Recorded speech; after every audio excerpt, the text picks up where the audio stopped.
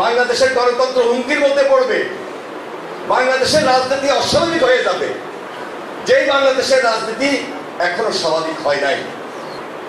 আমাদের আন্দোলন ছিল, আমাদের আন্দোলন শুধু জুলাইয়ের আন্দোলন ছিল না, 15 বছর অনেকগুলো জুলাই ছিল, 15 বছর অনেকগুলো আগস্ট ছিল, 15-16 বছর সর্বশেষ জুলাই আন্দোলন।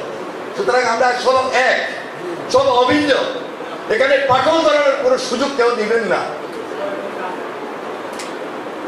15 বছরে যারা শহীদ হয়েছে, 15 বছরে যারা গুমখুন হয়েছে, 15 বছরেও যারা গুমখুন হওয়ার পর অনেকে পঙ্গুত্ব বরণ করেছে, দৃষ্টিশক্তি হারিয়েছে, জুলাই আন্দোলনে অনেকে শহীদ হয়েছে। সবাই দেশের জন্য লড়েছে, দেশের জন্য সংগ্রাম করেছে। আলাদাভাবে আমরা দেখি না, আমরা বিএনপি দেখবই না আলাদাভাবে।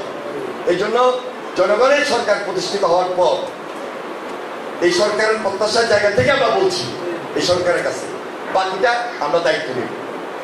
এটা তারেক রহমান দায়িত্ব নেবেন, সবসময় বলছেন, এখনো বলছি তারেক রহমান দায়িত্ব নেবেন। আমি আপনাদেরকে অনুরোধ করব, প্রকৃত মামলাগুলো তৈরি করবেন। মামলা যদি না হয় বিচার পাবেন না।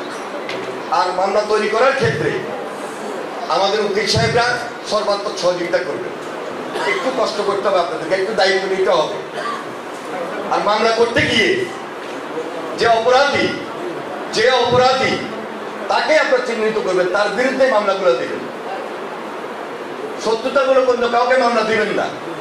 বাংলাদেশে এই গত 6-7 মাসে প্রকৃত মামলার পাশাপাশি কিছু শত্রুতামূলক আসামিও লিপিবদ্ধ করা হয়েছে, যার কারণে মামলাগুলো কিন্তু একটু দুর্বল হয়ে যায়, প্রকৃত আসামি সুযোগ পেয়ে যায়।